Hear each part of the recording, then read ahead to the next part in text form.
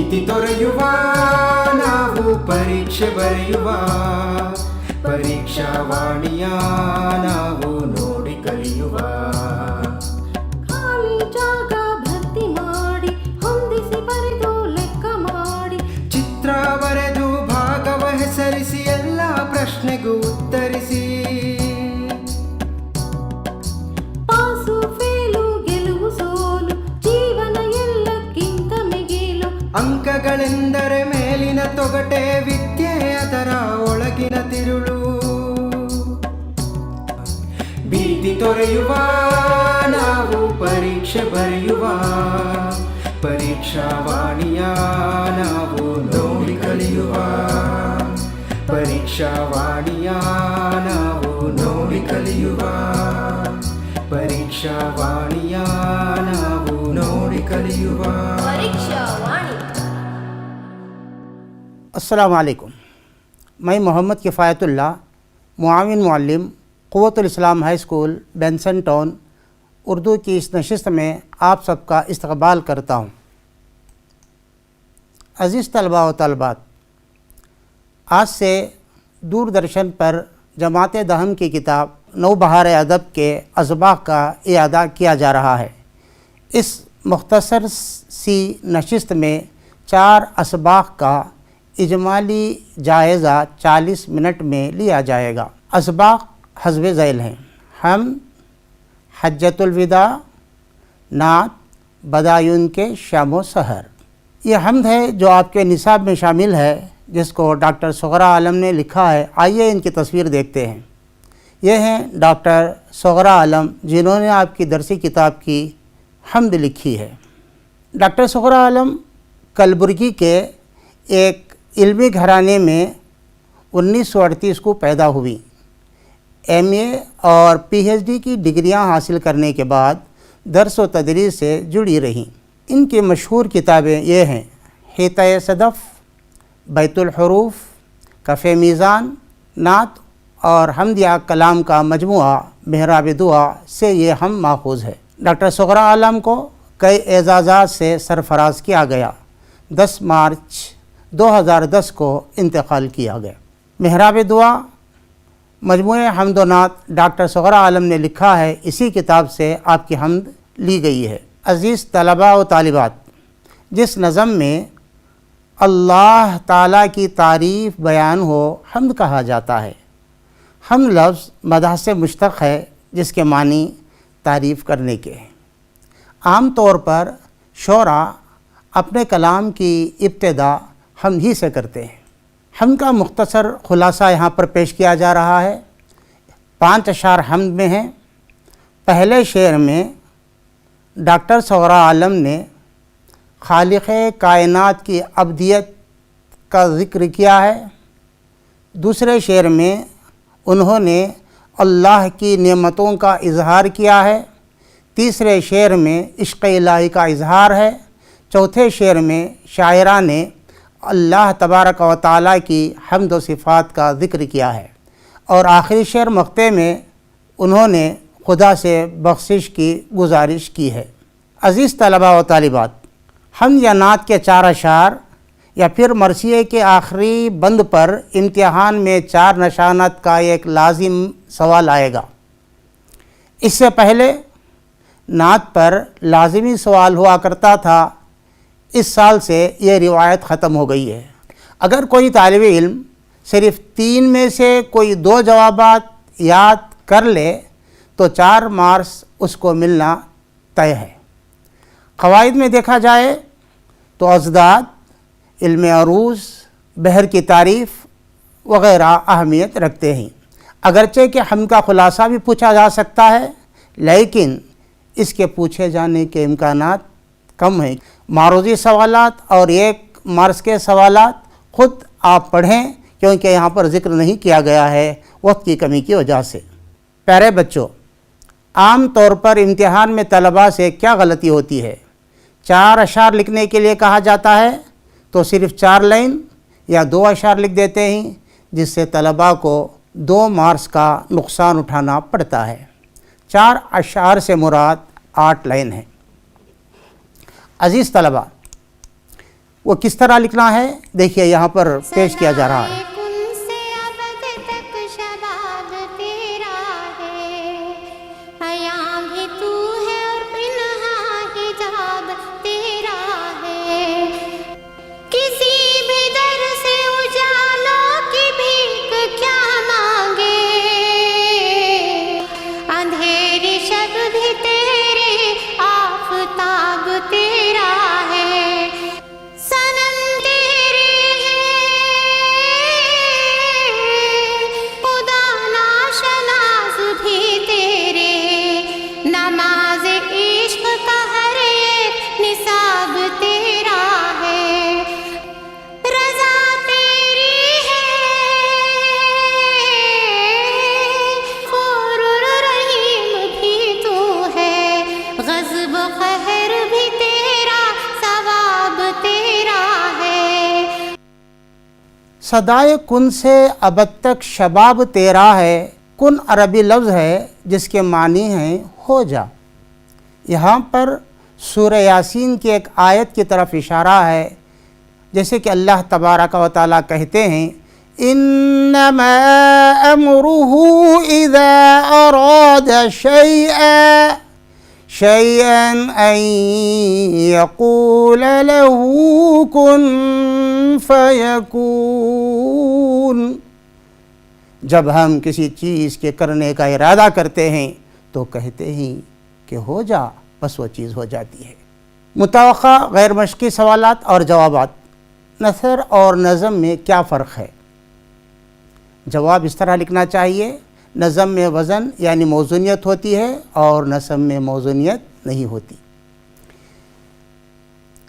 سوال، علم عروض کسے کہتے ہیں یا علم عروض کی تعریف کیجئے۔ سوال اس طرح آئے تو آپ کو علم عروض کا جواب اس طرح لکھنا ہے، وہ علم جس سے شعر کے اوزان معلوم ہو علم عروض کہلاتا ہے۔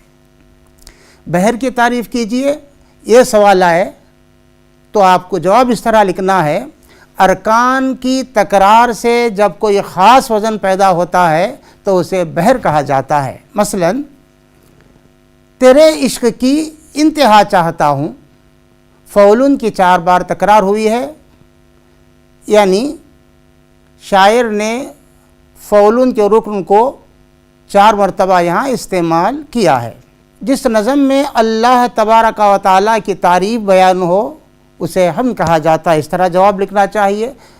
معروضی سال میں پوچھا جا سکتا ہے وہ نظم جس میں اللہ تعالیٰ کی تعریف بیان ہو، ہم نعت رباعی قطع، تو آپ کو جواب چننا چاہیے کہ حمد ہے۔ پہلا سبق یہاں پر ختم ہوتا ہے۔ پیارے بچوں، حجۃ الوداع کی اہمیت کے تعلق سے میں چند اہم باتیں بتانا چاہ رہا ہوں۔ حجۃ الوداع اس لیے کہا جاتا ہے کیونکہ یہ حضور صلی اللہ علیہ وسلم کا آخری حج تھا۔ حجۃ الوداع کے خطبے میں دینی تعلیمات کا نچوڑ ہے۔ یہ خطبہ امت مسلمہ کے لیے تمام بنیادیں فراہم کرتا ہے۔ معاشرتی مساوات، نسلی تفاخر کا خاتمہ، عورتوں کے حقوق، غلاموں کے ساتھ حسن سلوک، دوسروں کی جان و مال اور عزت و آبرو کا احترام کرنے کی اسلام ہدایت دیتا ہے۔ عورتوں کے حقوق، غلاموں کے ساتھ حسن سلوک، دوسروں کی جان و مال و عزت و احترام فراہم کرنے کی ہدایت دیتا ہے، جس سے ایک اچھا معاشرہ ترتیب پاتا ہے۔ نیز اس خطبے میں عدم تعاون کا راستہ بند کر کے سود کو حرام قرار دے دیا گیا۔ وراثت اور انفرادی ذمہ داری کے اہم اصول متعین کیے گئے۔ پیارے بچوں، غیر مشقی سوالات ہم نے بتائے ہیں۔ حجۃ الوداع کی اہمیت پر روشنی ڈالیے۔ عزیز طلباء و طالبات، سوالات کی نوعیت۔ اس سال 30% غیر مشقی سوالات کی امید کی جا رہی ہے، ہو سکتا ہے اس سے کم بھی ہوں یا زیادہ۔ لہٰذا اس سال مشقی سوالات کے ساتھ ساتھ غیر مشقی سوالات تخلیقی نوعیت کے سوالات کیے جا سکتے ہیں۔ عزیز طلباء و طالبات، یہ آپ دیکھ رہے ہیں کعبۃ اللہ ہے، اور یہاں پر عازمین حج پہلے عمرہ کرتے ہیں۔ اللہ کے نبی نے یہاں پر عمرہ کیا۔ یہ حجر اسود ہے جہاں آپ دیکھ رہے ہیں۔ اس کے بعد یہاں سے عازمین حج حضور اقدس صلی اللہ علیہ وسلم کے ہمراہ مینا کی طرف گئے۔ انہوں نے مینا میں قیام کیا۔ مینا میں قیام کرنے کے بعد دوسرے دن عرفات کے میدان میں آئے، جہاں حضور اقدس صلی اللہ علیہ وسلم نے ظہر اور عصر کی نماز پڑھی، خطبہ دیا۔ اس کے بعد عازمین حج مزدلفہ آئے، یہاں مغرب اور عشاء کی نماز ایک ساتھ پڑھی۔ عزیز طلباء و طالبات، آئیے چند 2 یا 4 نشانات کے سوالات کا اعادہ کرتے ہیں، ان کو سمجھنے کی کوشش کرتے ہیں۔ 9 ذی الحجہ کو عازمین حج نے کیا کیا؟ سوال ہے، 9 ذی الحجہ کو عازمین حج فجر کی نماز پڑھ کر مینا سے روانہ ہوئے اور میدان عرفات آ کر ٹھہرے۔ دوپہر ڈھل گئی، قصوہ اونٹنی پر سوار ہو کر حضور صلی اللہ علیہ وسلم میدان میں آئے اور اسی اونٹنی پر بیٹھ کر عازمین حج سے خطاب فرمایا۔ غلام اور خدام کے حسن سلوک کے بارے میں پیارے نبی صلی اللہ علیہ وسلم نے کیا ارشاد فرمایا؟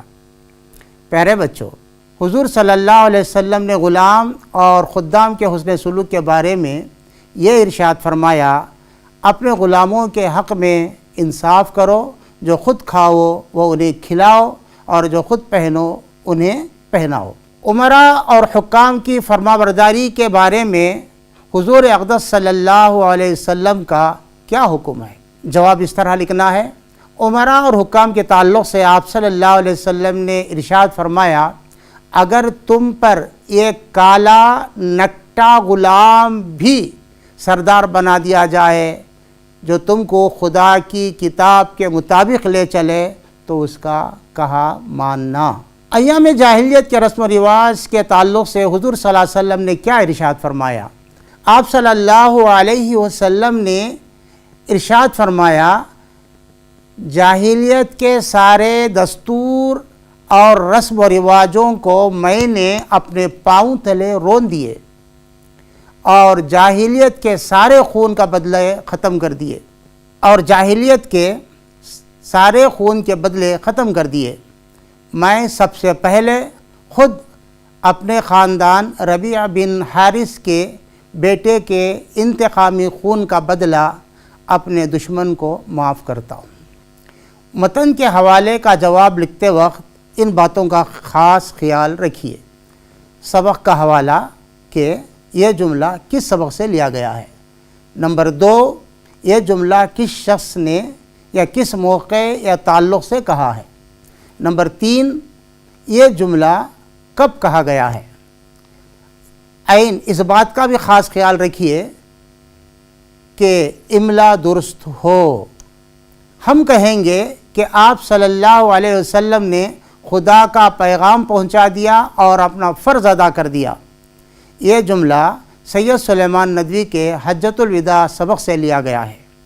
یہ جملہ عوام الناس سے حجۃ الوداع کے موقع پر حضور صلی اللہ علیہ وسلم سے اس وقت کہا تھا جب آپ نے فرمایا، اگر خدا کے یہاں تم سے میری نسبت پوچھا جائے تو تم کیا جواب دو گے؟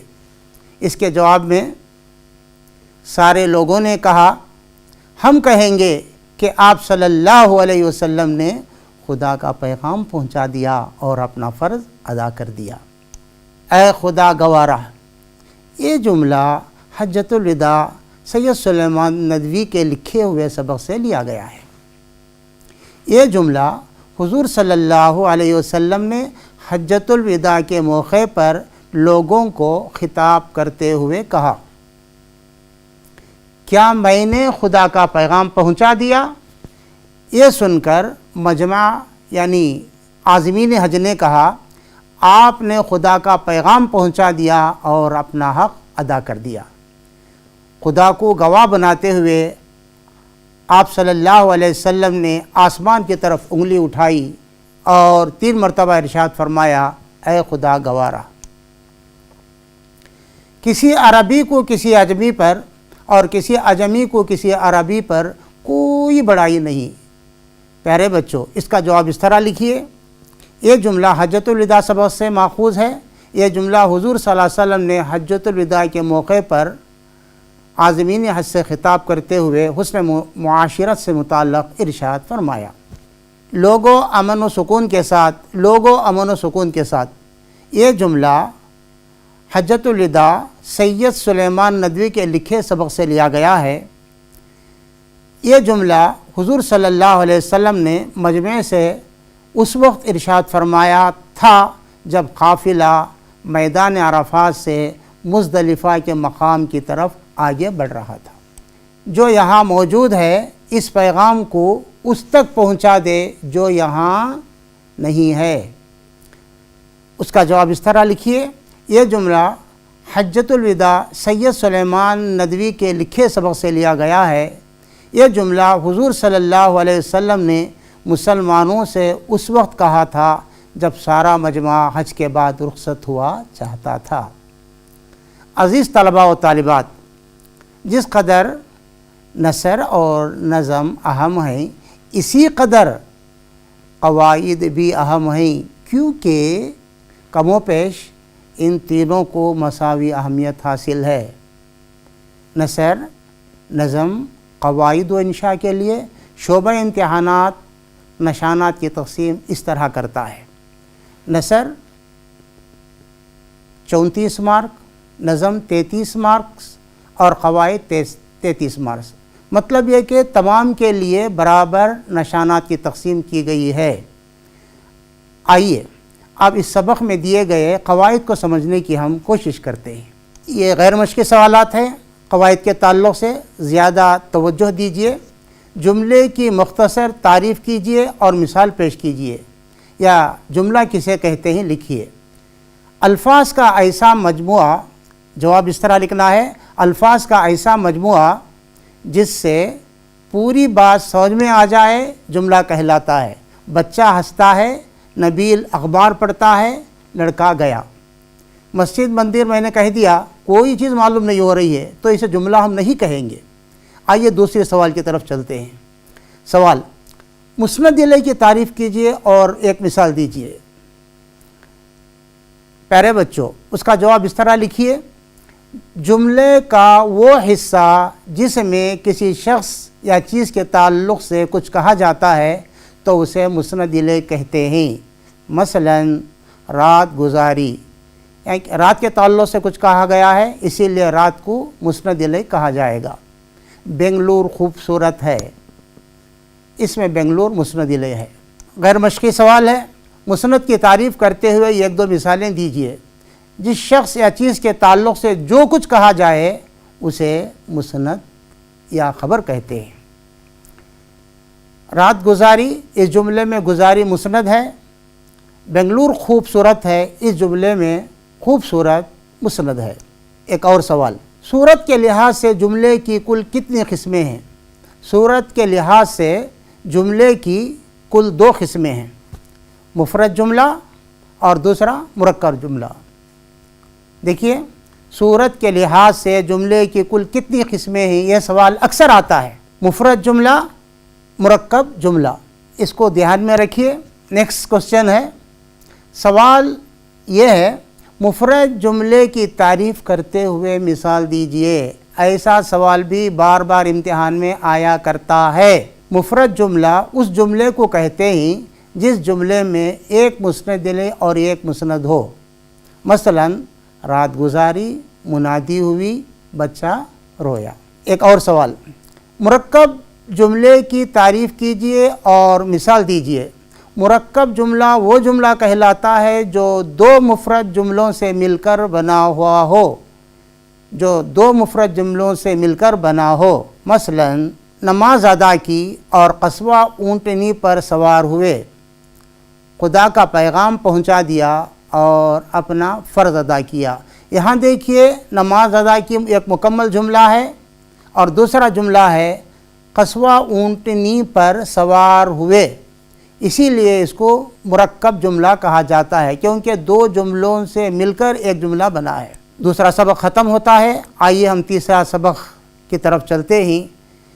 یہ تصویر دیکھتے ہی آپ کے ذہن میں حضور اقدس صلی اللہ علیہ وسلم کی طرف ذہن گیا ہوگا، یہ گنبد خضرا ہے جہاں دو جہاں کے بادشاہ آرام فرما رہے ہیں۔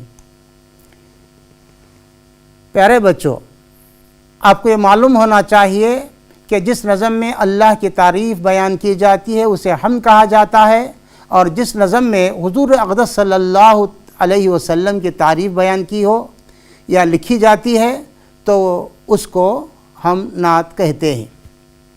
اسی طرح اولیاء اللہ اور صحابہ کی تعریف، اولیاء اللہ اور صحابہ کی تعریف میں لکھی جانے والی نظم منقبت کہلاتی ہے۔ نعت عربی زبان کا لفظ ہے جس کے معنی وصف اور خوبی کے ہیں۔ پیغمبر رسول کی مدحت، تعریف و توصیف، شمائل و خصائل کو لفظی انداز میں بیان کرنا نعت کہلاتا ہے۔ نعت لکھنے والے کو نعت گو کہتے ہیں اور نعت پڑھنے والے کو نعت خواں۔ یہ ہے ماہر القادری جنہوں نے آپ کی درسی کتاب کی نعت لکھی ہے۔ ان کا تعارف، ماہر القادری کا اصلی نام منظور حسین قادری ہے اور قلمی نام ماہر القادری۔ 1906 کو ریاست یو پی کے ایک چھوٹے سے گاؤں بلند شہر میں پیدا ہوئے۔ ماہر القادری ایک اچھے شاعر، صحافی، نقاد اور محقق تھے۔ شعر گوئی میں ماہر القادری کا کوئی ثانی نہیں ہے۔ ان کے تصانیف اس طرح ہیں: جذبات ماہر، محسوسات ماہر، ذکر جمیل، ان کے شعری مجموعے ہیں۔ ہم نعت یا مرثیے کے 4 اشعار آپ کو لکھنے ہیں۔ یہ لازمی سوال ہے، یعنی 3 میں سے 2 سوال ہمیشہ آپ کو پوچھے جاتے ہیں، تو آپ کو حمد اور نعت یاد کر لینا 4 مارکس کی ضمانت ہے۔ تو یہ 4 اشعار 8 لائن ہوتے ہیں۔ وہ کس طرح پڑھا جائے یہاں پر کہا گیا، دیکھیے۔ کچھ کفر نے فتنے پھیلائے، کچھ ظلم نے شعلے بھڑکائے، سینوں میں عداوت جاگ اٹھی، سینوں میں عداوت جاگ اٹھی، انسان سے انسان ٹکرائے، پامال کیا برباد کیا کمزور کو طاقت والوں نے، جب ظلم و ستم حد سے گزرے، جب ظلم و ستم حد سے گزرے، تشریف محمد لے آئے، رحمت کی گھٹائیں لہرائے، دنیا کی امیدیں بر آئیں، اکرام و عطا کی بارش کی، اخلاق کے موتی برسائے، تہذیب کی شمع روشن کی، اونٹوں کے چرانے والے نے، کانٹوں کو گلوں کی قیمت دی، ذروں کے مقدر چمکائے۔ عزیز طلباء و طالبات، آئیے اب ہم مشقی سوالات اور ان کے جوابات کا اعادہ کرتے ہیں۔ یہاں معروضی سوالات نہیں پوچھے گئے، آپ کو خود تیاری کرنی ہے۔ 1 مارکس کے لیے جو سوالات ہیں ان کا اعادہ یہاں پر ہم کر رہے ہیں۔ سینے میں نفرت کے بھڑکنے کا انجام کیا ہوگا؟ سینے میں نفرت بھڑکنے کا انجام لڑائی، جھگڑا اور آپسی دشمنی اور فسادات ہوتا ہے۔ ایک اور سوال، طاقت والوں نے کمزوروں کے ساتھ کیا سلوک کیا؟ طاقت والوں نے کمزوروں پر ظلم و ستم ڈھائے اور انہیں تباہ و تاراج کر کے رکھ دیا۔ اونٹوں کے چرانے والے سے مراد کون ہیں؟ 2 جہاں کے بادشاہ حضرت محمد صلی اللہ علیہ وسلم ہے۔ حضور کی آمد سے عورتوں کی حالت میں کیا تبدیلی آئی؟ یہ سوال اگر آئے تو اس کا جواب اس طرح لکھنا ہے: حضور صلی اللہ علیہ وسلم کی آمد سے عورتوں کے اندر شرم و حیا اور غیرت کا جذبہ جاگا۔ شیطان کے بل کھانے کی وجہ کیا تھی؟ شیطان اس لیے بل کھانے لگا کیونکہ حضور صلی اللہ علیہ وسلم نے توحید و رسالت کا پرچم لہرا دیا تھا۔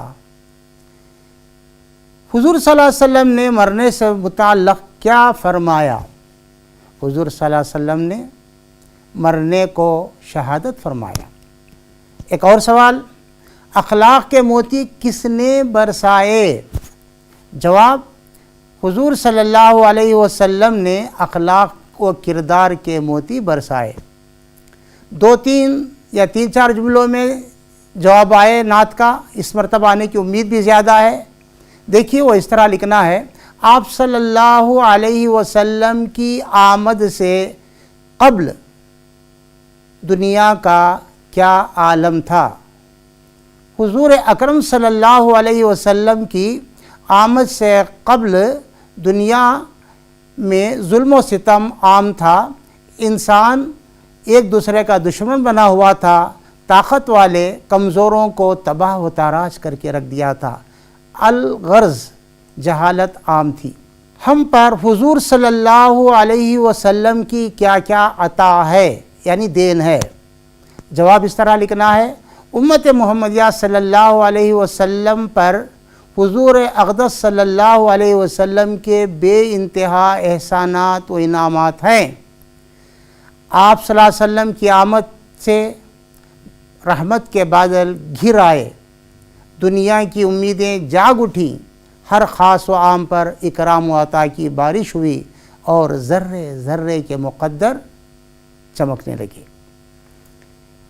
ایک اور سوال ہے: حضور اقدس صلی اللہ علیہ وسلم کا نام آتے ہی شاعر کیا محسوس کرتا ہے؟ جواب اس طرح لکھنا ہے: حضور صلی اللہ علیہ وسلم کا نام مبارک آتے ہی شاعر کے جذبات بے قابو ہو جاتے ہیں، ان کے لبوں پر مسکراہٹ نمودار ہو جاتی ہے اور آنکھوں سے بے اختیار آنسو نکل پڑتے ہیں۔ نیا سبق بدایون کے شام و سحر، اس کے لکھنے والی خاتون ادا جعفری ہیں۔ پہلے ان کا تعارف معلوم کرتے ہیں۔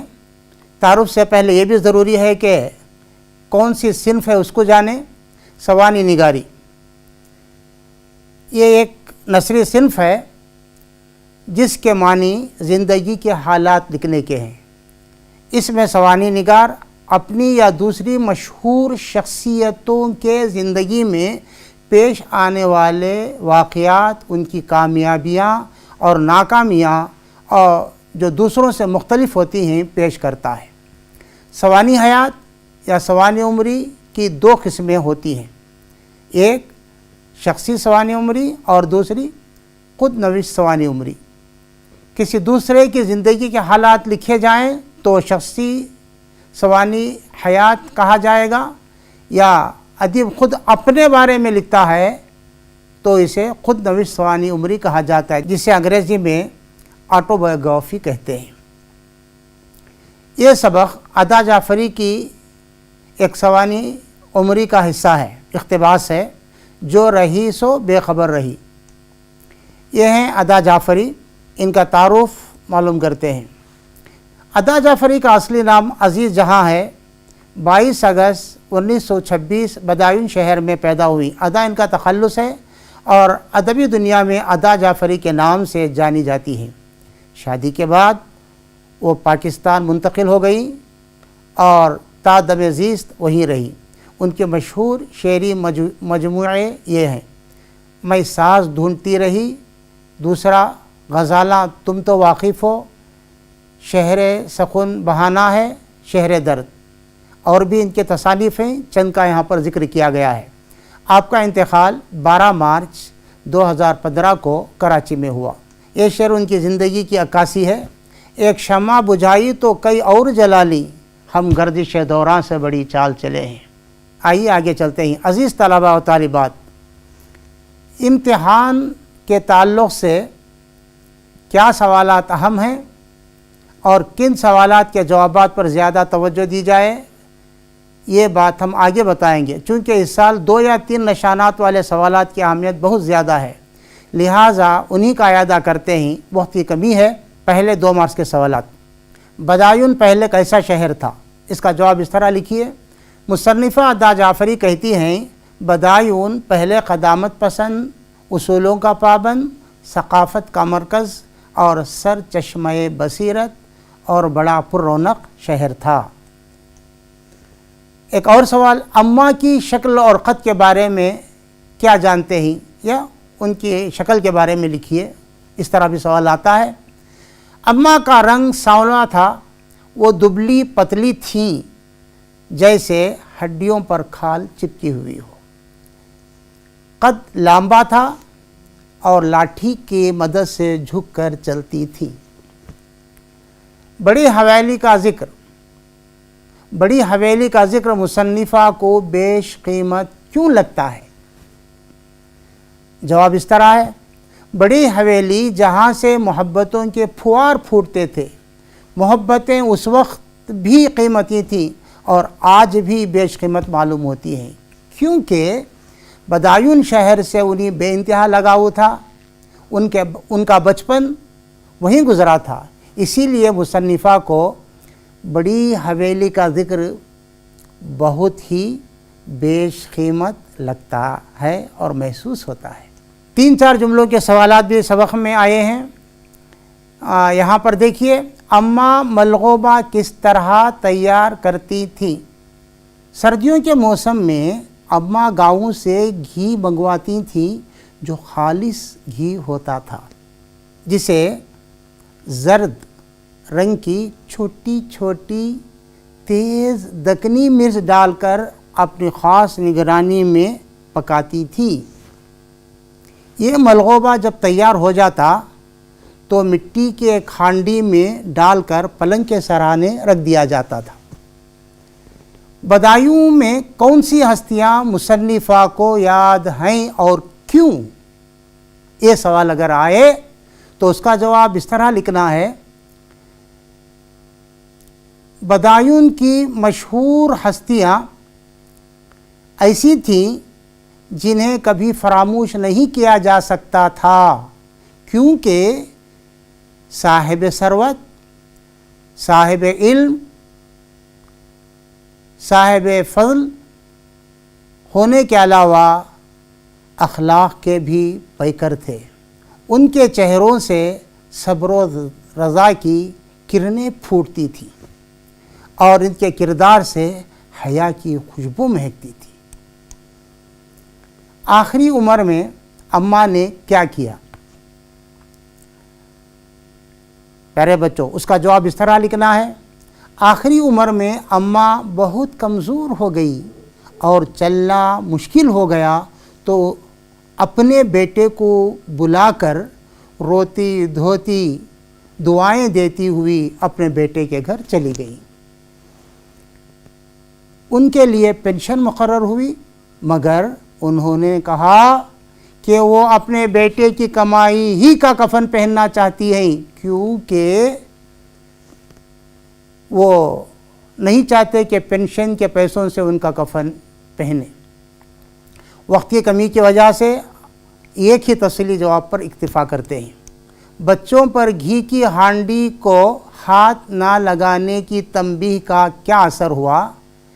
غیر مشقی سوال اس طرح آتا ہے، اماں کی گھی کی ہانڈی کے بارے میں اپنے خیالات کا اظہار کیجیے۔ دونوں کا ایک ہی جواب ہے۔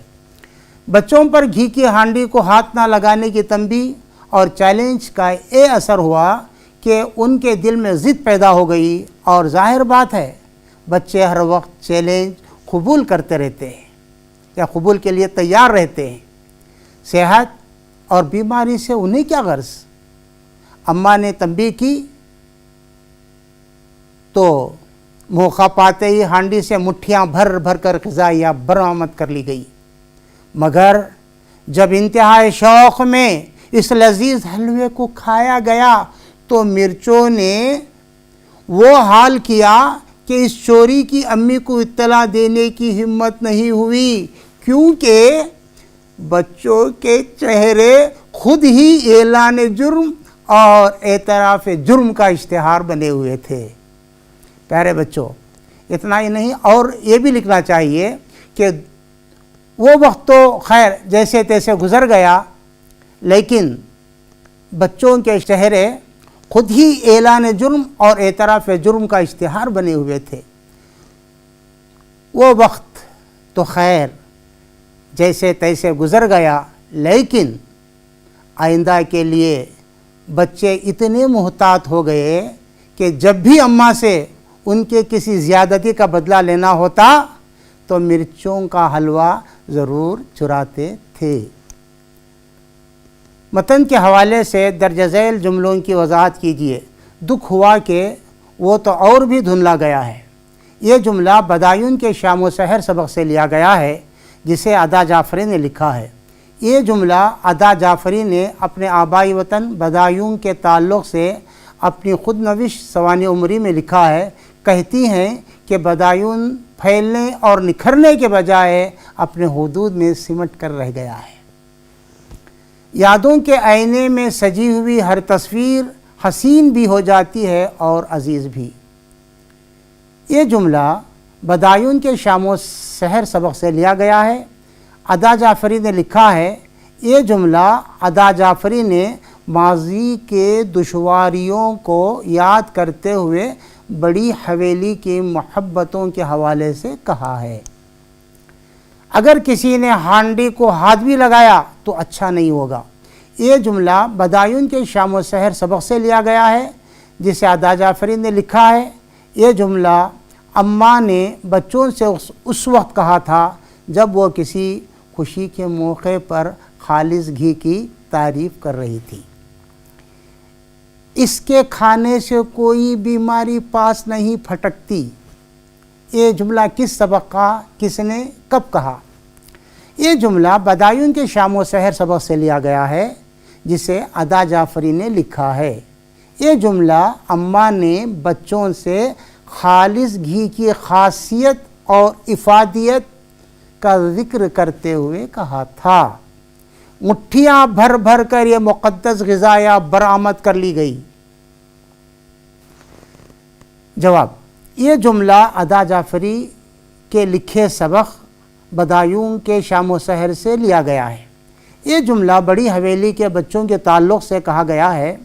جب اماں انہیں ڈانٹتی تو بدلہ لینے کے خاطر بچے گھی چرا کر حساب و کتاب برابر کر دیا کرتے تھے۔ اس سبق کا خلاصہ یہاں پر پیش کیا جا رہا ہے۔ 5 پوائنٹس یہاں پر بتا رہا ہوں، دھیان رکھیے۔ اس سبق کا خلاصہ پیش کر رہا ہوں، 5 نکات بیان کر رہا ہوں، ذہن نشین کر لیجئے۔ یہ سبق ادا جعفری کی خود نوشت سوانح عمری جو رہی سو بے خبر رہی کا ایک اقتباس ہے۔ بدایون شہر کے رہن سہن، طور طریقہ، خاندانی حالات، تربیت، آپسی محبت اور اس زمانے کے مخصوص تہذیب کا ذکر کیا گیا ہے اس سبق میں۔ ہجرت کے بعد آبائی وطن کے بارے میں ادا جعفری نے اپنے خیالات و احساسات کو بڑے اچھے انداز میں، بڑے اچھے پیرائے میں پیش کیا ہے۔ 1956 کو اپنے آبائی وطن کو گئیں تو وہاں حویلی کی جگہ فلیٹ تعمیر ہو چکے تھے۔ گھر کی حویلی پر چھوڑا ہوا لمس کو یاد کر کے اشک بار ہو جاتی ہے۔ اپنے بچپن کے زمانے کی چھوٹی چھوٹی باتوں کا انہوں نے ذکر کیا ہے اس سبق میں۔ اس سبق کا مرکزی کردار اماں ہے، جو نوکرانی ہونے کے باوجود سارے گھر پر چھائی ہوئی تھی۔ ساری کہانی اماں کے ارد گرد گھومتی ہے۔ جب ضعیف ہو گئیں تو گھر کے افراد نے ان کے لیے پینشن مقرر کی اور وہ بیٹے کے گھر چلی گئی۔ عزیز طلباء و طالبات، اس سبق کے مشق میں دیے گئے قواعد اکثر امتحانات کے پرچوں کی زینت بنتے رہتے ہیں۔ آئیے ان کا اعادہ کرتے ہیں۔ جملہ اسمیہ کی تعریف کیجیے اور مثال دیجیے۔ جملہ اسمیہ وہ جملہ ہے جس میں مسند الیہ اور مسند اسم ہو، جیسے اماں ملازمہ تھیں، اماں بیمار تھیں، پھول خوبصورت ہے، کفایت نوکر تھا اور ہے۔ نوٹ: مذکورہ بالا مثالوں میں آپ نے دیکھا ہوگا کہ تھی، ہے اور تھا یہ حروف فعل ناقص ہیں۔ اگر کسی جملے میں فعل ناقص ہو تو جملہ اسمیہ کہلائے گا۔ فعل ناقص کے بارے میں بھی بتاتا چلوں۔ فعل ناقص وہ فعل ہیں جن میں کسی کام کا کرنا نہیں پایا جاتا بلکہ ہونا پایا جاتا ہے، اس لیے اس کا کوئی فاعل نہیں ہوتا بلکہ بجائے فاعل کے مبتدا کہلاتا ہے اور جملے کے باقی جز کی خبر دیتا ہے۔ اس لحاظ سے اماں مبتدا اور ملازمہ تھی خبر ہے۔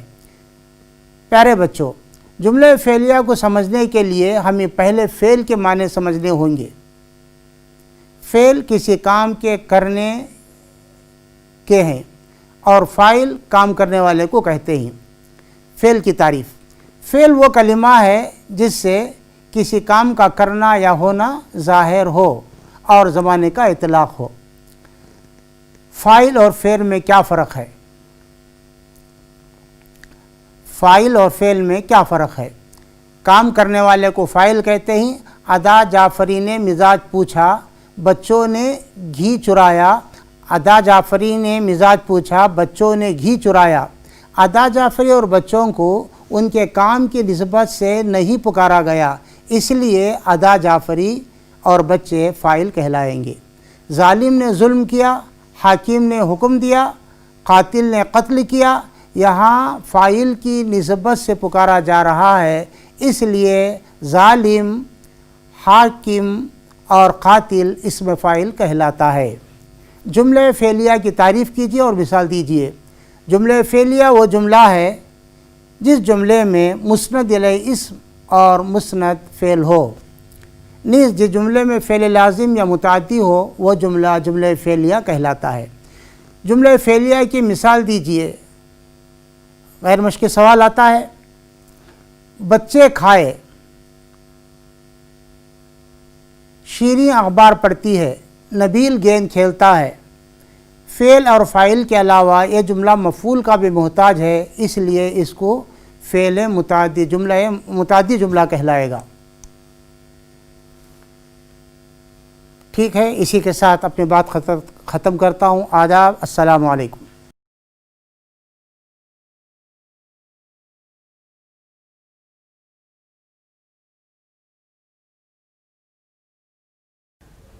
السلام علیکم، میں Noor Fatima, ECO DDP office Bangalore north. مجھے SLC کے 10ویں جماعت کے طلباء کے لیے 4 اسباق کرانے کے لیے کہا گیا ہے، جس میں آمد بہار نظم ہے، جواہر لال نہرو کی اردو دوستی سبق ہے اور رشوت نظم ہے، قول فیصل ایک تقریر ہے۔ آمد بہار کے بارے میں نظم جو شوق خدوائی کی ہے، نظم کے معنی پرونے کے ہیں۔ نظم اور منظم کلام ہے جس میں کسی بھی خیال کوئی موضوع کو ترتیب و تنظیم کے ساتھ پیش کیا جاتا ہے۔ اس میں آزادی خیال کی پوری گنجائش ہوتی ہے۔ قدرتی مناظر، حب الوطنی، قومی یکجہتی جیسے موضوعات پر بھی نظمیں لکھے جانے کا چلن عام ہے۔ اس نظم میں موسم بہار کی آمد کی خوشنما مناظر کشی کی گئی ہے۔ بہار کے آنے سے ماحول بدل جاتا ہے۔ ہنستی ہوئی کلیاں اترات کر چلتی ہوئی شمیم، سرخ لباس پہنے ہوئے پھول اور چڑیاں کی صدائیں ایک بہار کا اعلان ہے۔ اس نظم میں دل کو لبھانے والا خوبصورت منظر کا ذکر کیا گیا ہے۔ تخلیق کار احمد علی نام، شوق خدوائی، یہ اتر پردیش سے تعلق رکھتے ہیں۔ ان کو قدرتی مناظر کے علاوہ تتلیاں اور چڑیاں سے بھی بڑی دلچسپی ہے۔ وہ موضوع، الفاظ، نام، شوق خدوائی اور آسان زبان میں ایسی تصویر کھینچتے ہیں کہ اس چیز یا کسی منظر کا حسین آنکھوں کے سامنے حسن گھوم جاتا ہے۔ شوق خدوائی کا نیچرل شاعری میں ایک اہم مقام ہے۔ ये आमद बहार नज़्म की ये बहार का एक मौसम की तस्वीर है जो मैं आप लोगों को दिखा रही हूँ। मौसम में बहार नज़्म की ये तस्वीर है आमद बहार, यानी यूँ लगता है मौसम पर, यानी बहार का एक मौसम है जिसमें तितलियाँ उड़ रही हैं, परिंदे चहचहाते हैं। अब आगे मैं नज़म पढ़ती हूँ, आप देखिएगा। हवा चारों तरफ अक़साए आलम में पुकार आई, बहार आई, बहार आई, बहार आई। हवाए सुबह इसके साथ इनको पंखा झुलाते आई, हंस पड़ती हैं कलियाँ जब इनके मुंह दिखाती हैं।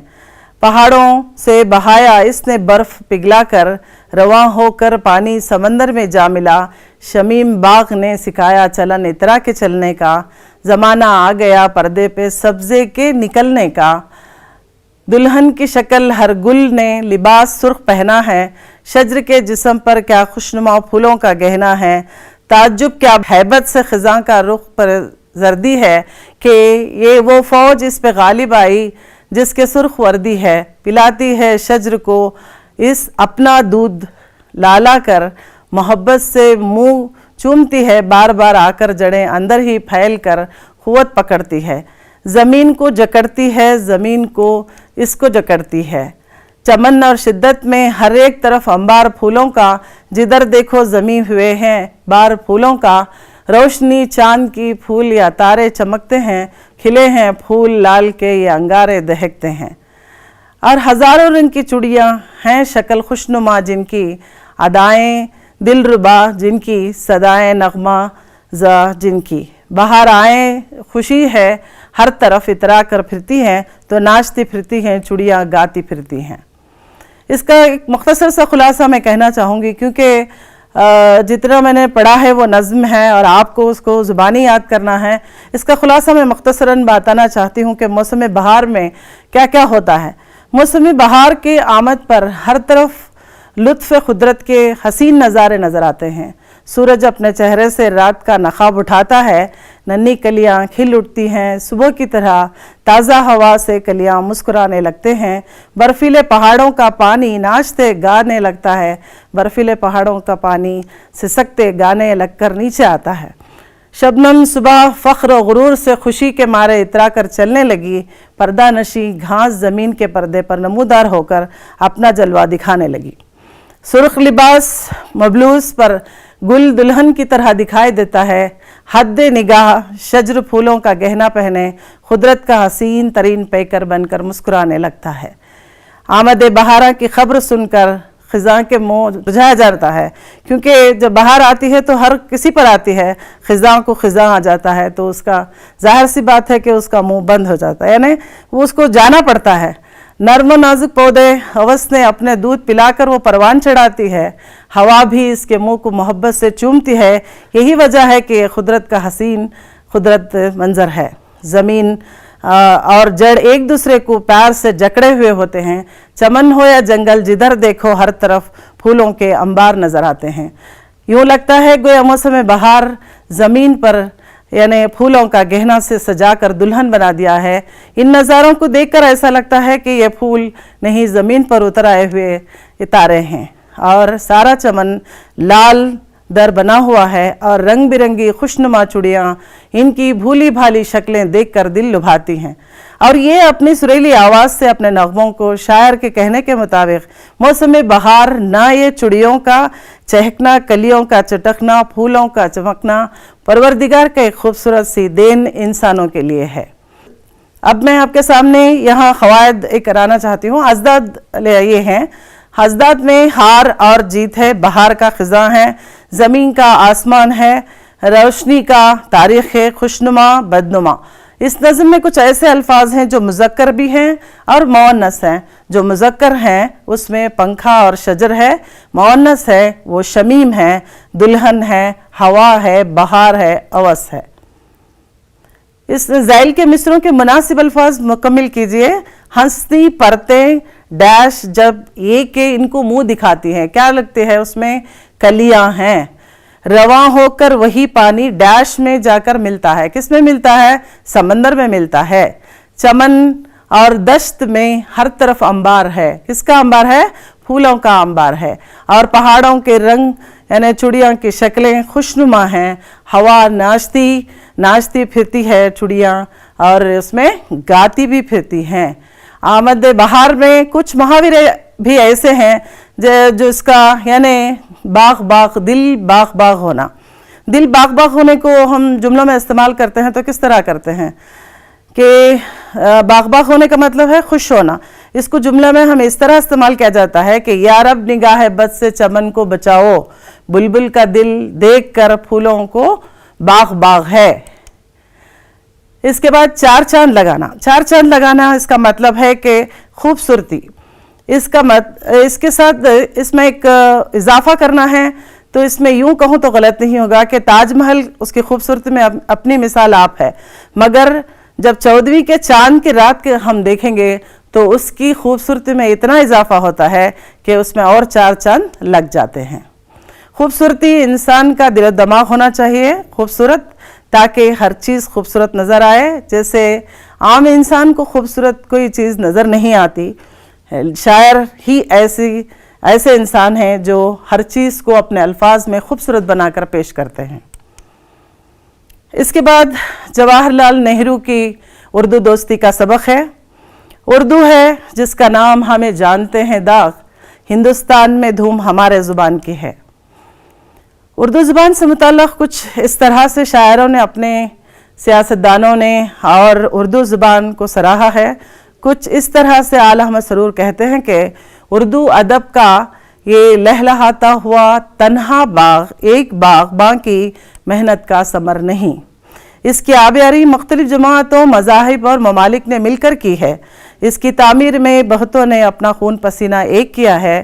فقیروں اور درویشوں نے اس پر برکت کا ہاتھ رکھا ہے. بادشاہوں نے اسے منہ لگایا ہے. سپاہیوں نے تیغ زبان دونوں کے جوہر دکھائے ہیں. تو پھر یہ جمہور کی زبان اور جمہور کا ادب ہے. اردو کے معنی ہیں لشکر کے. اردو زبان بہت میٹھی زبان ہے. اس کی مٹھاس اردو بولنے پر مجبور کر دیتی ہے. یہ زبان 1500 سال پرانی ہے. اس سبق میں جواہر لال نہرو کی اردو دوستی کو محمد رفیع انصاری نے اپنے الفاظ میں کچھ اس طرح سے لکھا ہے. تخلیق کار محمد رفیع انصاری 1 جون 1991 میں بھونڈوی تھانے میں پیدا ہوئے، جو یہ جونیئر کالج میں درس و تدریس کے فرائض انجام دینے کے بعد ملازمت سے سگبدوش ہونے کے بعد وہ مضمون نگار اور کالم نویسی میں بھی کرتے تھے. ان کے 2 مضامین کے مجموعے خمزہ، رفتہ رفع دفع، بچوں کی نظمیں سے متعلق 2 مجموعے جگ جیو، زمین کے تارے منظر عام پر ہیں. آپ کا قلمی سفر جاری رہا. پنڈت جواہر لال نہرو کو اردو سے دلی لگاؤ تھا. ان کے والد موتی لال نہرو اردو اور فارسی کے بہت اچھے واقفیت رکھتے تھے. اردو نہرو کی والدہ، دادی، نانی مادری زبان تھی ان کی، اور جبکہ وہ خود نہرو جی احمد نگر کے اسیری کے دوران مولانا ابوالکلام آزاد سے اردو کا درس لیا تھا. پنڈت جواہر لال نہرو کی بیٹی اندرا بھی ان کے ہمیشہ خطوط میں اردو اشعار لکھنے کی فرمائش کیا کرتی تھی. احمد نگر کی جیل سے جب خط لکھتے تھے اندرا جی کو، تو تم نے ہر خط میں مجھے اردو کے اشعار لکھنے کو کہا تھا، لیکن میں نے اس سے عمل نہیں کیا. اردو یا ہندی میں لکھنے والے خطوں کو سنسر کیا جاتا ہے، اور وہ ان میں کچھ خفیہ معنی پڑھنے کی کوشش کرتے ہیں انگریز. اس وقت انگریزوں کی حکومت تھی، تو نہرو جی جیل میں تھے. اپنی بیٹی کو خط و کتابات کرتے تھے، تو اس میں اردو کے اشعار سننے کے لیے اندرا فرمائش کرتی تھیں.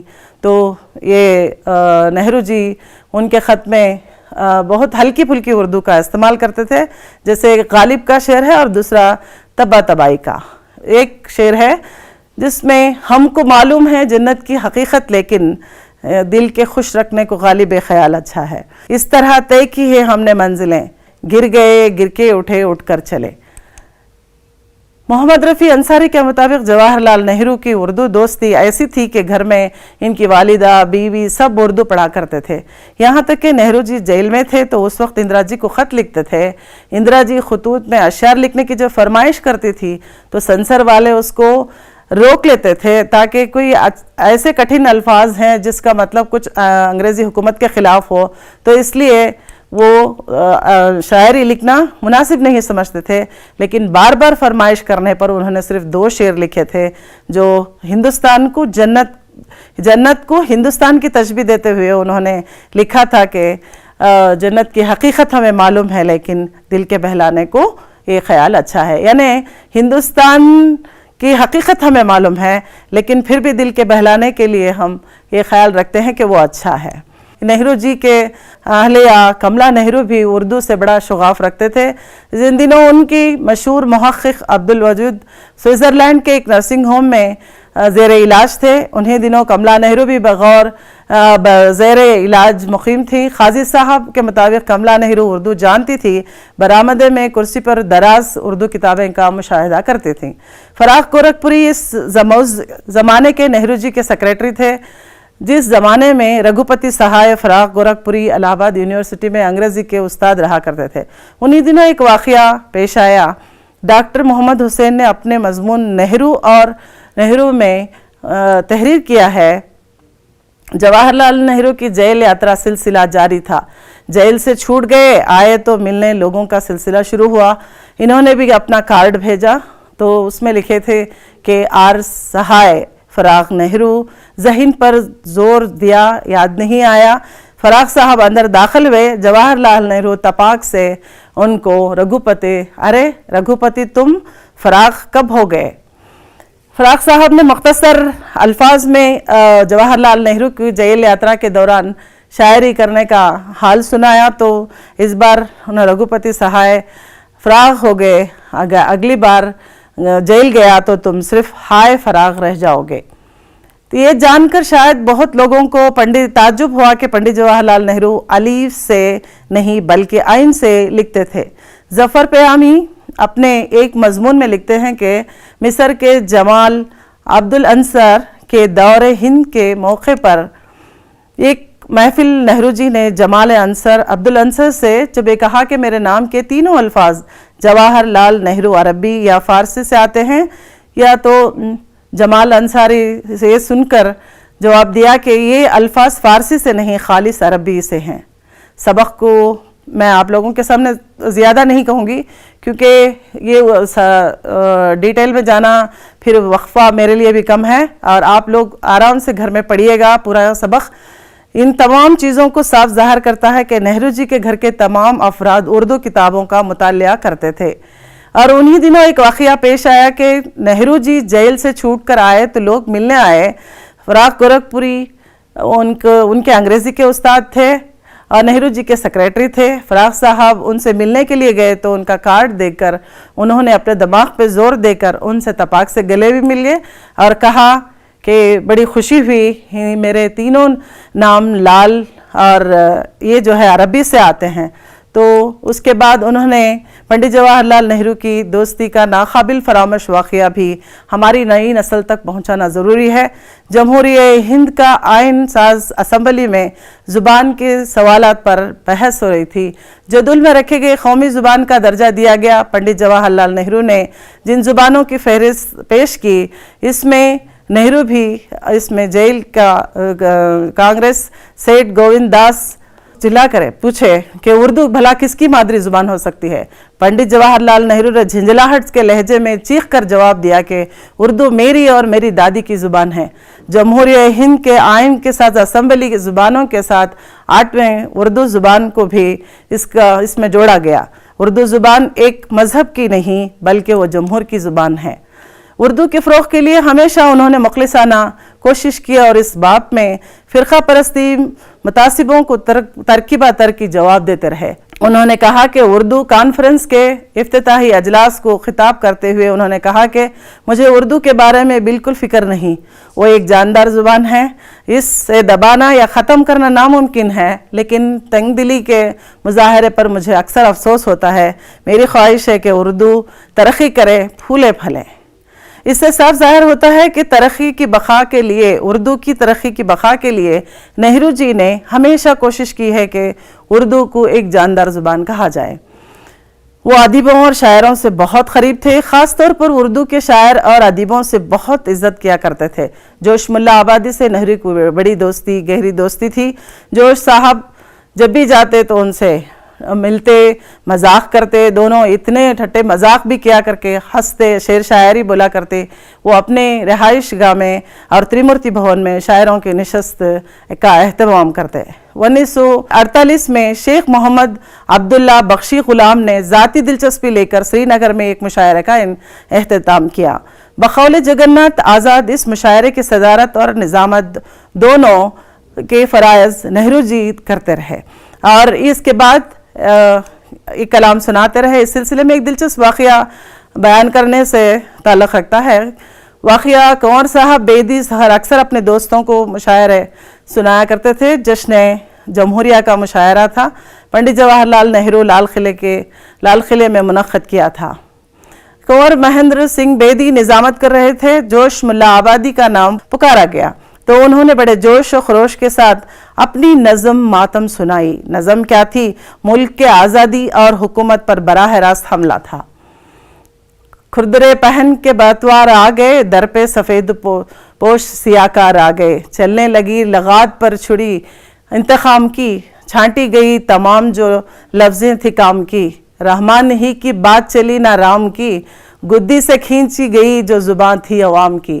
وہ جو تمام تھے، اس طرح سے مختصراً میں اس کا خلاصہ کہنا چاہوں گی۔ ہندوستان کو بھی آزادی نہیں ملی تھی۔ جوش ملا آبادی بڑے جوش و خروش کے ساتھ نظم سنا رہے تھے۔ نظم کیا تھی؟ انگریزوں کی حرکتوں کو آئینہ دکھا رہے تھے۔ حکومت ان کی تھی اور اس میں لوگوں پر اس طرح کا ظلم ہو رہا تھا کہ ابھی جو ہے یہ دروغہ جو بدلا لے رہے تھے، رحمان کی بھی نہیں چلتی تھی، رحیم کی بھی نہیں چلتی تھی، سب انگریزوں کے غلام بنے ہوئے تھے۔ شیطانی ایک رات انسان اور وحشت رواں، انا رواں، دشمنی رواں، ہلچل رواں، خروش رواں، سنسنی رواں، رشوت رواں، فساد رواں، رہزنی رواں۔ انسانوں کا لہو تو پیو اذان عام ہے، انگور کا شراب پینا حرام ہے۔ یوں کہوں تو وہ تازہ انقلاب ہوا آپ پر سوار، وہ سنسنائی آئی آنسوں اٹھے شرارے، وہ گم ہوئے پہاڑ، وہ غلط اخبار، اے بے خبر وہ آگ لگی ہوشیار۔ مختصر سا خلاصہ ہے، انگریزوں کی حکومت کے سب عہدیدار غلامان بن چکے تھے۔ شیطان ایک رات میں انسان بن گیا تھا، نمک حرام تھے کپتان سب بن گئے، اور ہر جگہ وحشت، دشمنی، ہلچل، سنسنی، رشوت، رہزنی عام ہو چکی تھی۔ انگریزوں کے لیے انسانوں کا لہو پینا ایک شربت ہو گیا تھا، مگر ہندوستانی پانی بھی پینا حرام تھا۔ لوگ برداشت کرتے کرتے تھک گئے تھے۔ انقلاب شروع ہو گیا تھا، نفرت اور شرروں کی طرح شروع ہو گیا تھا۔ ایسا بے خبر لوگوں کے ہوشیار ہونے کا یہ تمہارے لیے وقت آ گیا ہے۔ جوش صاحب بڑے پورے تمتماغ کے ساتھ نظم پڑھائے جا رہے تھے کہ مجمع بے اختیار ایک ایک شعر پر بے تحاشا داد دیا جا رہا تھا۔ پنڈت جواہر لال نہرو بڑے شوق سے نظم سنا رہے تھے۔ نظم جلسہ بیدی جو دلی کے میجسٹریٹ تھے، ان کی حالات دے دینی تھی، وہ کریں بھی تو کیا کریں۔ مشاعرہ جب ختم ہوا تو کنور صاحب نے دوستانہ انداز میں شکایت کی، از راہ مزاج کیا کہوں، جو صاحب آپ تو کوئی کچھ نہیں کہے گا، لیکن میری چھٹی ہو گئی۔ میرے دوسرے دن نہرو جی کی طرف سے جوش صاحب اور کنور صاحب کی نام فرمائش آئی کہ آپ دونوں کو حضرات میرے یہاں تشریف لائیں۔ جوش صاحب کے بعد یہ پیغام بھی تھا کہ آپ نے لال قلعے کے مشاعرے میں جو نظم پڑھی تھی وہ بھی ساتھ لائیں۔ کنور صاحب کہتے ہیں کہ اب تو ہمارے حد کا یقین ہو گیا، کچھ نہ کچھ ہونے والا ہے۔ لیکن جوش صاحب اور کنور صاحب بیدی سحر تریمورتی ہاؤس پہنچے تو کیا دیکھتے ہیں کہ ساری محفل سجی ہے۔ پنڈت جواہر لال نہرو کے علاوہ اندرا جی، نہرو جی، خاندان کے سارے افراد، عزیز و اقارب اکٹھا ہیں جو صاحب کے انتظار کر رہے ہیں، اور ان صاحبوں کو بٹھائے اور احترام کے ساتھ کہا کہ نظم شروع کی جائے، ماتم آزادی ارشاد فرمائیں، کیونکہ یہ اصحابہ جو کل یہاں ہیں مشاعرے میں نہیں تھے تو یہ سب نظم سننے کے خواہش مند ہیں۔ کنور صاحب نے فرمایا کہ یہ نقشہ دیکھنے کے بعد میری حیرت کی انتہا نہ رہی۔ یہ تھی اردو دوستی، ہندوستان کی اولین وزیر اعظم پنڈت جواہر لال نہرو کا جواب ملنا بہت مشکل ہے۔ दर्ज झैल सवालात के जवाबात में से मैं सिर्फ एक दो चार पढ़ूंगी, बाकी आप लोगों को इसमें लिखा है। आप जब इंटरनेट पे जाइएगा, यूट्यूब में आपको ये लेसन्स मिलेंगे, दूरदर्शन से भी मिलेंगे। पहला सबक है, इसमें एक मार्क्स के हैं। पंडित जवाहरलाल नेहरू को किस जुबान से लगाव था? उर्दू से दिली लगाव था। दूसरा सवाल का जवाब, अहमदनगर में पंडित जवाहरलाल नेहरू ने किसकी मदद से उर्दू सीखी? तो किसकी मदद से सीखी? आपको मौलाना आज़ाद से सीखी। तो इस तरह से सारे इसमें सवालात के जवाबात लिखे हैं, आप पढ़ लीजिएगा तफसीलन। और इस सबक में कुछ ऐसे अल्फाज हैं जो वाहिद और जमा के लिहाज से अलग किए गए हैं। इसमें वाक़ियात है, बरसात है, हालात है। इसमें गैर मौज़ू जो लफ्ज़ है उसको निकालना है। गैर मौज़ू है कौन सा है? इसमें वाक़ियात और हालात एक हो सकते हैं, लेकिन बरसात अलग है। अल्फाज, आमाल, एहसान। इसमें अल्फाज और एहसान, आमाल इसमें नहीं में अल्फाज और आमाल मिलते हैं लेकिन एहसान नहीं। तो इस तरह से हमने लिखा है और ये सब आप पढ़ लीजिएगा तफसीलन। इसमें कुछ ख़त कशीदा किए अल्फाज को जो है हमने अजदाद में लिखे हैं। आसान का मुश्किल है, इसका मुतरादिफ है और वाहिद जमा है। इसमें इस तरह से आप लोगों को जुमले खबरिया, यानी कोई इस जुमले में किसी वाक़ये की कैफियत या सूरत हाल को ख़बर देता है कि जुमला खबर, यानी नेहरू जी ने मौलाना आज़ाद से उर्दू का दर्स लिया। तो इसमें हमें मालूम होता है कि मौलाना आज़ाद से नेहरू जी ने उर्दू का दर्स लिया है। उसके बाद इसमें जो सरगर्मी है, उर्दू ज़ुबान की एक मकबूल ज़ुबान है। इस ज़ुबान की मकबूलियत की ये आलम है कि कई अशियार ज़ुबान और ख़ास व आम उर्दू ज़ुबान से नावाकिफ़ हैं। शख्स भी इसमें उर्दू बोल सकते हैं। उर्दू इतनी मीठी ज़ुबान है कि उसे सहा नहीं जाता और वो बोल पड़ता है कि सरफरोशी की तमन्ना अब हमारे दिल में है, देखना है ज़ोर कितना बाजुए क़ातिल में है। तो ठीक है, इसके बाद ये था जवाहरलाल नेहरू की उर्दू दोस्ती का सबक। और अब हम आगे रुश्वत नज़म पर चलते हैं। रुश्वत नज़म ये एक ज़माने का, अब मौजूदा दौर का एक कीड़ है जो लग गया है। इसका जाना नामुमकिन है, लेकिन शायर कुछ इस अंदाज से लिखते हैं कि देखिए मुल्ला जोश आबादी ने इस नज़म को लिखा है। इसमें रुश्वत हमारे समाज में ये सब कुछ बड़ी बीमारी है जिसको इलाज ही नहीं है। आइए पढ़ते हैं जोश साहब, मुल्ला जोश आबादी अपने ख़यालात रुश्वत में किस तरह से इजहार करते हैं। तख्लीक़ नज़्म में किसी भी मौज़ू को तसलसल के साथ बयान किया जाता है। नज़म के मिसरों को बंद के शक्ल में लिखा जाता है और बंद में 4, 5, 6 मिसरे होते हैं। शोरा नज़मों में मुख्तलिफ समाजी मसाइल को कामयाबी के साथ बयान करते हैं। मंदरज ज़ैल नज़्म रुश्वत शायर इनक़िलाब की मुल्ला जोश आबादी ने समाज के एक अहम मसले को उजागर किया है। इस किस्म के ख़बाह मसाइल के तदारुक कोशिश सही मानों में क़बाइल सताइश है, यानी काबिल के तारीफ़ है। इस नज़्म में शायर ने चोरबाजारी और बेईमानी, बेज़मीरी, रुश्वतखोरी का पर्दाफाश किया है। ये शायर की तस्वीर है, मुल्ला जोश आबादी हैं। नाम शबीर हुसैन खान जोश, दिसंबर 1998 में पैदा हुए। जामिया उस्मानिया हैदराबाद में काम करते रहे। दिल्ली में क़याम किया दौरान एक अदबी रिसाला कलीम शाया किया और सरकारी रिसाले आजकल के मुदीर आला रहे। तक़सीम हिंद के बाद दिल्ली के दौरान क़याम किया। 1956 सन ईस्वी में पाकिस्तान के कराची मुंतकिल हुए और वहीं 1982 में इंतकाल हुआ। जोश एक खादिर कलाम शायर थे। इनका शुमार उर्दू के मशहूर नज़्म गो शोरा में होता है। इनके कलाम के मुतादिद एडिशन शाया हो चुके हैं।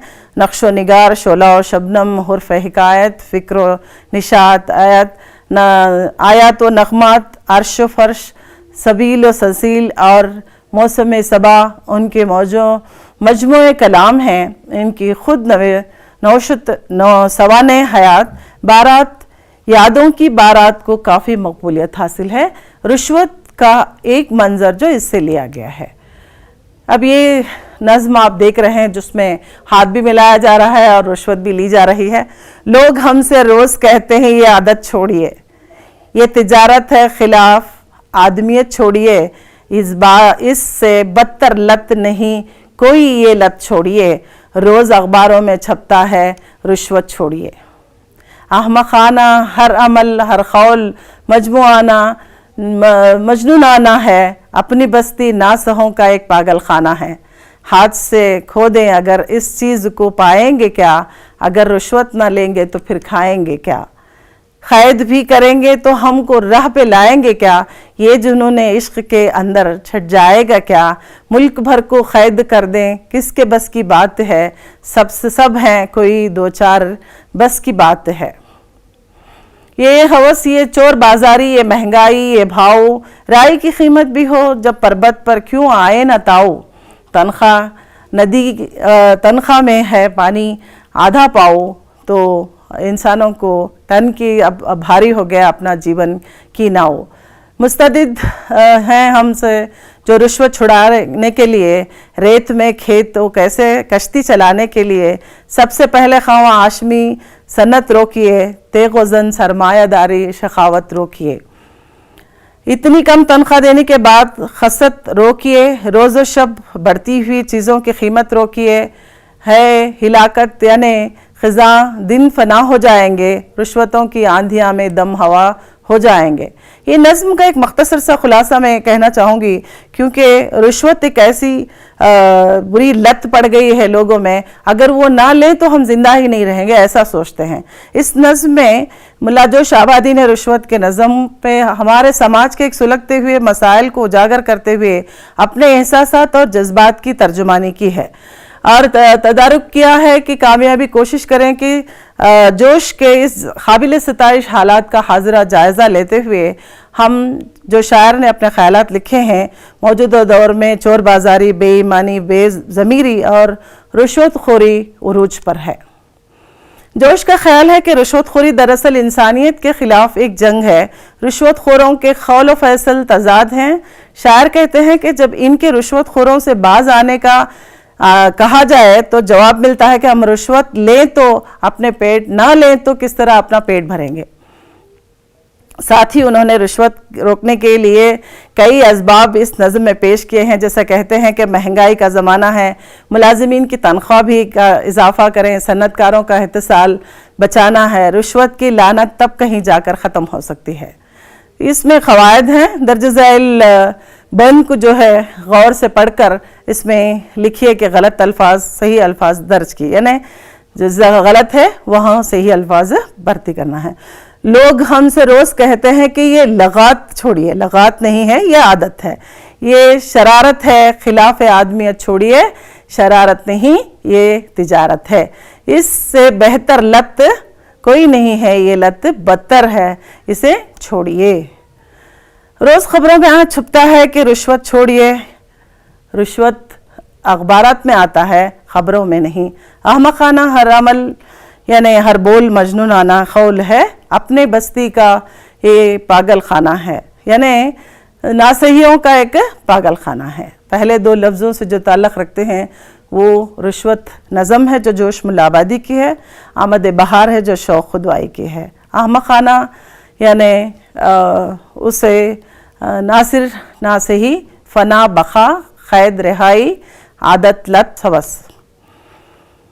صحیح جواب کی نشاندہی کیجیے. یہ سب میں اس میں لکھی ہوں, ڈیٹیل تفصیل میں پڑھتے جائیے گا. ریت میں کھیت ہے وہ کھیت چلانے کے لیے, اس کا مطلب ہے کہ حالات سے نباہ کرنا ناممکن ہے, دکھائی دیتا ہے. اپنی بستی نہ صحیح ایک پاگلوں کا خانہ ہے. درج ذیل کے جوڑیاں بنائیے.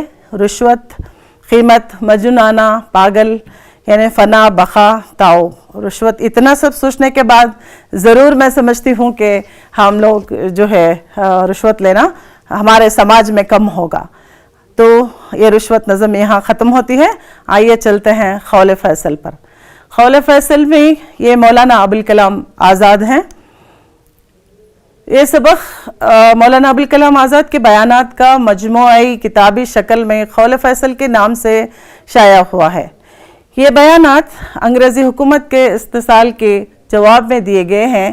آزاد ایک شعلہ بیان مقرر تھے، فصیح و بلاغ زبان اور اختیار کا برجستہ استعمال ان کی تقریر و تحریر کا ایک خاص وصف ہے۔ اس تقریر میں ان کی صداقت اور جرات مندی کا اندازہ ہوتا ہے۔ تخلیق کار مولانا آزاد کا اصلی نام محی الدین ابوالکلام لقب اور آزاد تخلص تھا۔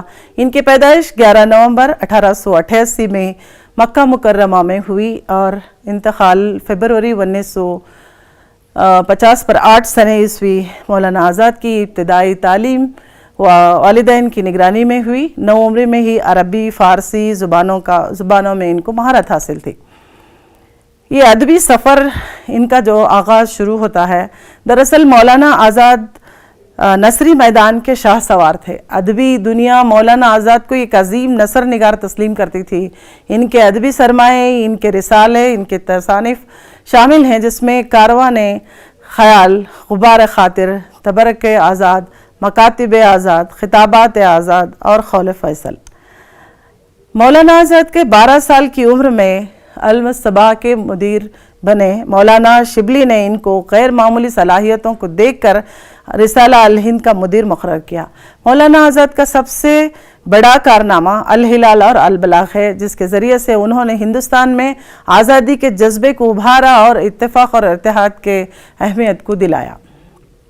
ان کوششوں کے نتیجے میں ان کی زندگی کا سب سے بڑا حصہ قید و بند کی نظر کیا گیا ہے۔ ان کے پیش بہا خدمات کی بدولت انہیں مرکزی حکومت وزیر تعلیم کے عہدے پر مامور کیا۔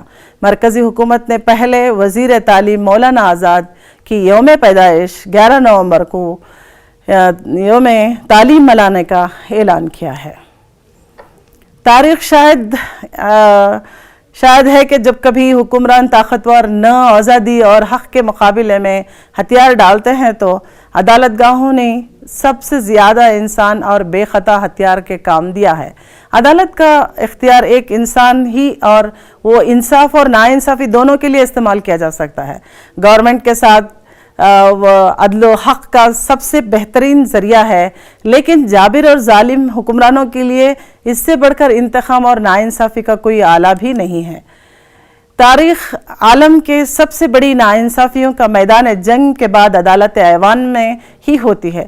دنیا کے بیانات مذاہب سے لے کر سائنس کے محققین کوئی تک پاک اور حق پسندی جماعت نہیں ہے جو مجرموں کی طرح عدالت کے سامنے کھڑی نہ ہوگی۔ بلا شبہ زمانے کے انقلاب سے عہد قدیم کے بہت سی برائیاں مٹ گئی ہیں۔ میں تسلیم کرتا ہوں کہ اس دنیا میں دوسری عیسوی کے خوفناک رومی عدالتیں اور از متوسطہ اور پر اسرار انکویزیشن وجود نہیں رکھتی، لیکن میں ماننے کے لیے تیار نہیں کہ جذبات ان عدالتوں میں کام کرتے تھے اور اس سے ہمارے زمانے کو نجات مل جائے۔ وہ عمارتیں ضرور گرا دی گئی ہیں جن کے اندر خوفناک اسرار بنے تھے، لیکن اب دلوں کو کون بدل سکتا ہے جو انسان کی خود غرضی اور ناانصافی کے خوفناک رازوں کو دفن کیا ہے۔ عدالت کی ناانصافی فہرست بڑی ہی طویل ہے۔ تاریخ آج تک اس کے ماتم سے فارغ نہ ہو سکی۔ ہم اس میں حضرت مسیح یا جیسے پاک انسان کو دیکھتے ہیں، اپنے عہد کے اجنبی عدالتوں کے سامنے چوروں کے ساتھ کٹکھرے میں کھڑا کیا جاتا ہے۔ ہم کو میں استخارات نظر آتا ہے جس میں صرف اس لیے زہر کا پیالہ پینا پڑتا ہے، وہ اپنے ملک کو سب سے زیادہ اچھا انسان تھا۔ ہم کو اس میں گلیلیو کا نام ملتا ہے جو اپنی معلومات اور مشاہدات کو اس لیے جھٹلا نہ سکا کہ عدالت کے نزدیک اس کا جرم ہے۔ مولانا آزاد نے اپنے بیانات میں کہتے ہیں کہ ہندوستان کے انگریزوں کی حکومت تھی۔ ہندوستانیوں پر ہونے والے ظلم کو ناقابل برداشت بتانے کے لیے بیانات میں لکھتے ہیں کہ زمانے کے قدیم کے انقلاب عہد برائیاں مٹ گئیں، تسلیم کر لی گئی، بہول ان خوفناک حالات کو رومی عدالتوں میں بند کر دیا گیا، لیکن انسانوں کے دلوں پہ جو گزرتی ہے اس سے کچھ بدل نہیں سکتا۔ میں یقیناً کہہ رہا ہوں کہ ہماری فرض کے سامنے دو ہی راہیں ہیں۔ گورنمنٹ नाइंसाफ़ी और हक़ तलफ़ी से बाज आ जाएं। अगर बाज नहीं आ सकती तो मिटा दी जाएं। मैं नहीं जानता कि इसके सिवा और क्या कह सकता हूँ। ये तो इंसानी ख़ायद की इतनी बड़ी सच्चाई है कि सिर्फ पहाड़ और समंदर ही इसके हम उम्र हो सकते हैं। जो चीज़ बड़ी है, बुरी है, इसको तो दुरुस्त होना चाहिए या मिट जाना चाहिए। तीसरी बात क्या हो सकती है, जबकि मैं इस गवर्नमेंट की बुराइयों पर यकीन रखता हूँ तो यकीनन ये दुआ नहीं मांग सकता कि मैं दुरुस्त भी नहीं हूँ और इसकी उम्र भी दराज हो। मौलाना आज़ाद का कहना है कि हमारे हिंदुस्तान में बहुत जुल्म हो रहे हैं।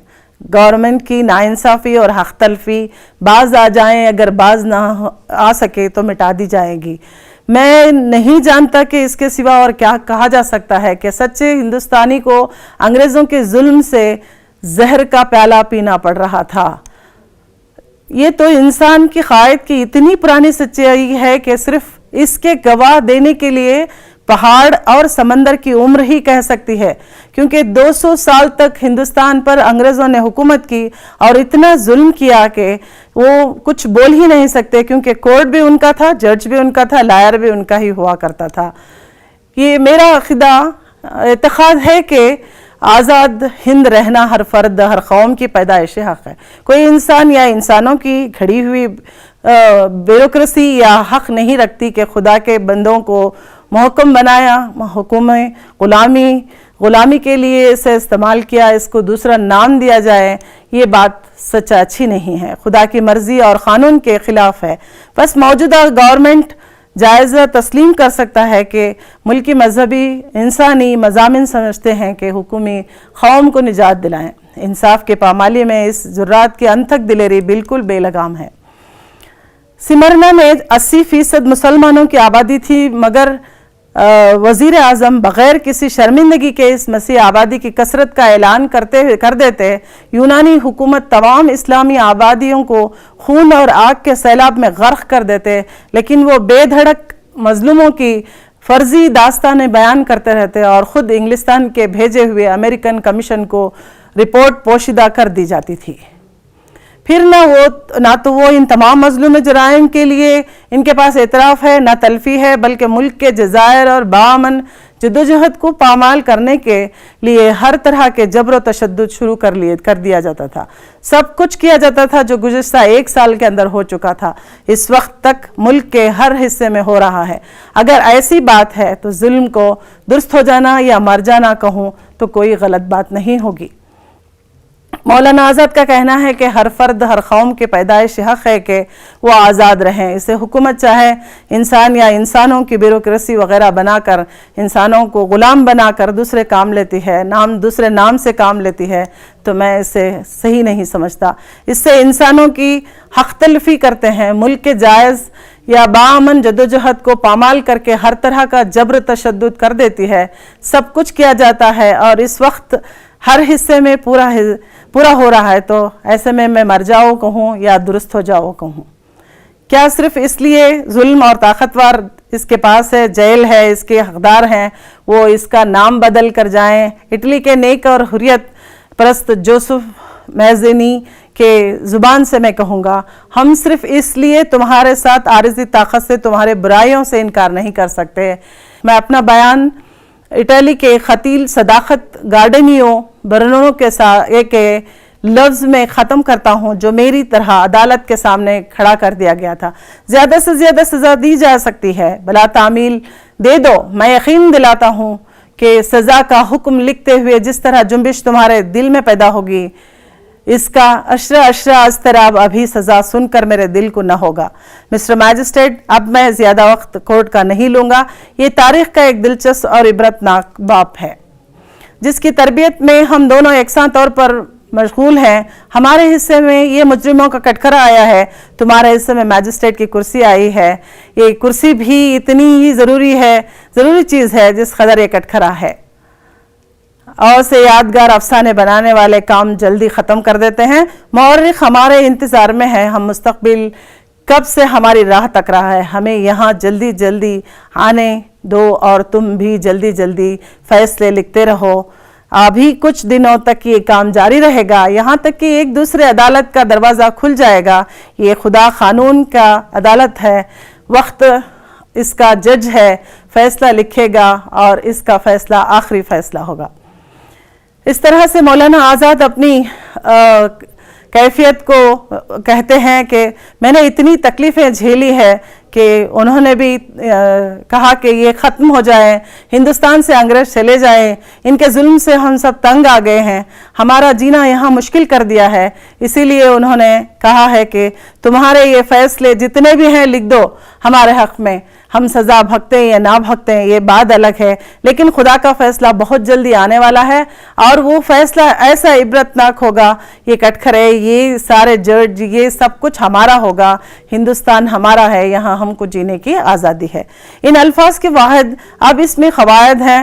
आपको जो है ये जो फ़ैसला, ये जो मैंने क़ौल फ़ैसल पढ़ा है, इसको आप थोड़ा किताब लेकर डिटेल पढ़िएगा। मुझे कुछ लोगों ने कहा कि ये क़ौल फ़ैसल जो है ये क्या है, किधर है, कहाँ से शुरू हुआ, कुछ मालूम नहीं हो रहा है, लेकिन ये मौलाना अबुल कलाम आज़ाद पर गुजरे हुए हालात और तकारीर और कटखरे में उन्होंने कोर्ट में खड़े हुए थे और उन्होंने जो हालात अपने ऊपर गुजरे थे वो खुद हालात उसमें लिखे हुए हैं, वही जो उसको लेकर हम क़ौल फ़ैसल का एक बयानात को इस सबक में लिखा गया है। अब इस आखिरी बादान पर हम आए हैं। इन अल्फाज की वाहिद की जमा और जमा के वाहिद हैं आखिर, अवाखिर, इसरार, सर, बयानात, पानी, जज्बात, जज्बा, दास्तान, दास्तान, ज़राए, ज़राए हक़। इस तरह से इन अल्फाज के अजदाद हैं हक़, बातिल, सफ़ेद, सियाह, आरिज़ी, मुस्तक़ल, ख़दीम, जदीद, मुहकमा, हाकिम, मेहमान, मेज़बान। इसमें साबिक़ और लायक़ हैं नापाक, नामालूम, लाजवाब, लाइल्म और रोशनास, फरशनास, कारामद, कारगर, बदकार, सनतकार, यतीम खाना, दवा खाना। बाहवाले मतन के ज़रिए से जुमलों को इस्तेमाल करना। यकीनन मैंने कहा था कि मौजूदा गवर्नमेंट जालिम है, तो ये जुमला कब कहा, किसने कहा? क़ौल फ़ैसल सबक से मौलाना आज़ाद ने अंग्रेज़ों की हुकूमत के सामने होने वाले जुल्म के लिए कहा। पहला एक नंबर तो आपको इसमें आ जाएगा कि ये नौबहार अदब क़ौल फ़ैसल से ये जुमला मौलाना आज़ाद ने अंग्रेज़ों के ख़िलाफ़ कहा, बस इतना लिख दिया तो आपके 4 नंबर आ जाएंगे। तो इस बात का ख्याल रखिए। मेरा एतक़ाद है कि आज़ाद रहना हर फ़र्द और हर कौम की पैदाइश है। यानी मौलाना अबुल कलाम आज़ाद कहते हैं कि ये जुमला क़ौल फ़ैसल से लिया गया है और हिंदुस्तानियों के लिए ये उन्होंने कहा है कि हर कौम को, हर फ़र्द को जो है पैदाइशी हक़ है उसका कि वो आज़ाद रह सकता है। हमारे हिस्से में मुजरिमों का कटखरा आया है, तुम्हारे हिस्से में मैजिस्ट्रेट की कुर्सी आई है।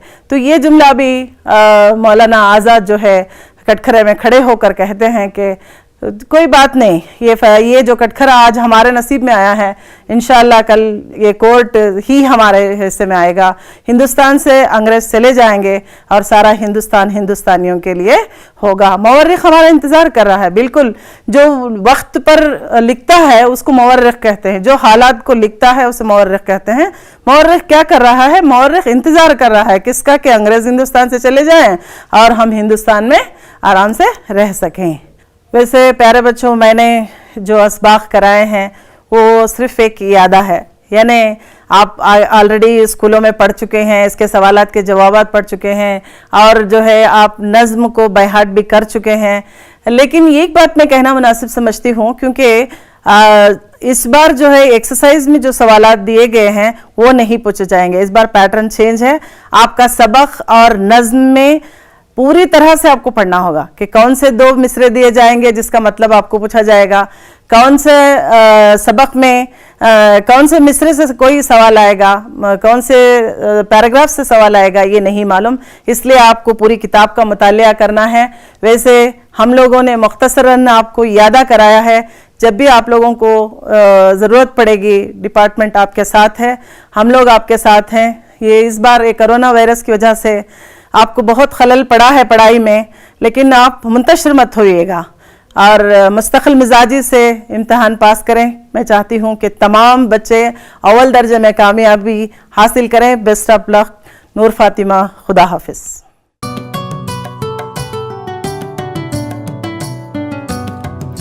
ಭೀತಿ ತೊರೆಯುವ ನಾವು ಪರೀಕ್ಷೆ ಬರೆಯುವ ಪರೀಕ್ಷಾವಾಣಿಯ ನಾವು ನೋಡಿ ಕಲಿಯುವ.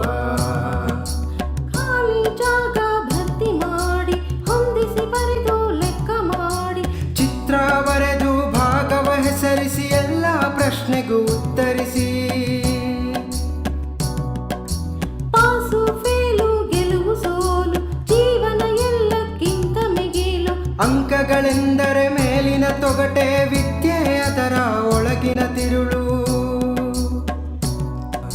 ಭೀತಿ ತೊರೆಯುವ ನಾವು ಪರೀಕ್ಷೆ ಬರೆಯುವ, ಪರೀಕ್ಷಾವಾಣಿಯ ನಾವು ನೋಡಿ ಕಲಿಯುವ.